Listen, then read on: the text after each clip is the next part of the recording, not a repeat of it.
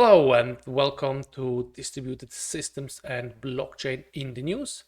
My name is Thomas Bocek, and this week we are looking into Trump digital trading cards. So, since the New York grand jury indicted former President Donald Trump, his Trump digital trading cards that are traded here on OpenSea are gaining traction or did gain traction. And we see that the floor price, he was indicted on the 30th of March. We saw the floor price went up, but in the meantime, it's now here a bit below 0.5. So again, on the levels as it was before. This is an NFT collection based on the Polygon chain. And if you are an owner of such an NFT, you could win a Zoom call with Donald Trump or a dinner. And although Donald Trump voiced his opinion against cryptocurrencies on multiple occasions, he's somehow selling Polygon-based NFTs on OpenSea. Also, the last time I reported that Meta is no longer supporting the metaverse, and in fact, Meta, Microsoft, and Disney are reversing their bets on the metaverse. It's also described in the following article here. And several big players are not investing as much as they did before in the metaverse. So, with respect to Donald Trump, I think his aim or his goal is to make the metaverse great again. Go metaverse! The next article is about failing machines. Well, machines may fail, and we talked about hardware failures, but there are also software failures in quotation marks. One specific issue that needs to be monitored if you're on a machine is if there is enough disk space. And many cloud providers, they have monitoring service that can monitor if you run out of disk space. However, this is a reminder that there are also other limits besides the disk space. It's related to the disk space, but not the disk space itself. It's in the following Reddit thread here that says if you have a Google Drive account, you're limited to 5 million files. If you create more than 5 million files, you cannot create more than that. So that is the hard limit. I recently had on one of my machines also an out of disk issue, but I actually had plenty of disk space. And the problem is that you may run out of index nodes, in short inodes. So when you run out of inodes, it means that you have reached the maximum number of files or directories that your file system can handle.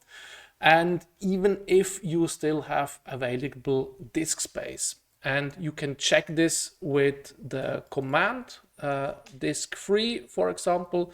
This is for the regular disk space. Here we see I have used 800 giga, I have 900 giga free.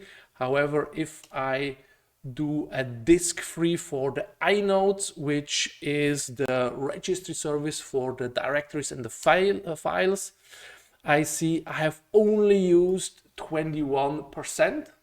So that means I probably, if I'm continue with that, adding files, I run out of disk space before I run of inodes.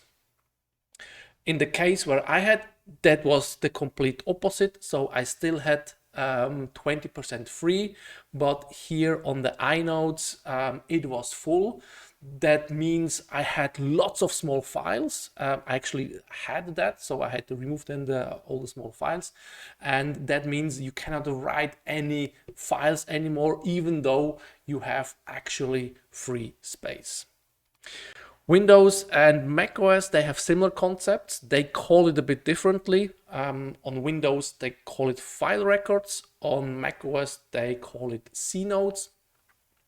But if you run out of inodes, this is actually not a failure. This is how it's implemented. So that's why I said in quotation a failure. But still, if you run out of those, your machine will most likely stop working properly.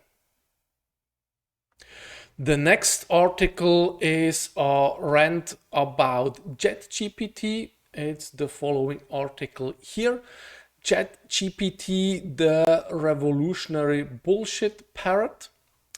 And don't get me wrong, I love ChatGPT and I use it frequently. But if you want to know a very specific detail, for example, I asked some questions about Quick, about the header format, and also recently about smart contract security. Well, ChatGPT was just wrong. So when you research or learn about topics from this course about distributed systems, please use ChatGPT, but keep in mind the 80-20 rules. While from my experience, 80% of the content from ChatGPT is correct, is valid, 20% is not, and it's up to you to recognize those 20% and then investigate further, look at other sources, other materials. The next article is about the crypto shakedown in the US. It continues. So Bittrex announced it will stop its US-based operations. Bittrex is a cryptocurrency exchange that allows users to buy, sell, and trade a wide range of cryptocurrencies. Bittrex offers a platform with advanced trading tools, and it has a wide range of trading pairs, over 200 trading pairs, where a user can deposit and withdraw funds in various cryptocurrencies and fiat currencies. It was founded in 2014 and is headquartered in the United States and is regulated by the US government. And in 2021, they were the 14th largest cryptocurrency exchange in the world. Now they have stopped operations in the US, so they don't allow US customers to trade on their platform their cryptocurrencies. However, Bittrex Global will still be operational, but not for US customers. That means more users will probably use the less regulated decentralized exchanges, go away from those centralized exchanges and move to decentralized exchanges. The last article is about HTTP 3 and it was published on the 1st of April, but I don't think that it's an April Fool's. It's the following article with the title Avoiding HTTP 3 for a While as a Pragmatic Default. And the author, he's a Unix systems administrator at the University of Toronto, and he complains about HTTP 3, about being based on UDP that needs firewall adjustments, and the packets, they may take different routes than TCP. Probably there are different rules for TCP than for UDP, so you never know which route the UDP is taking. And he complains about the problem that it's hard to debug if there is an issue.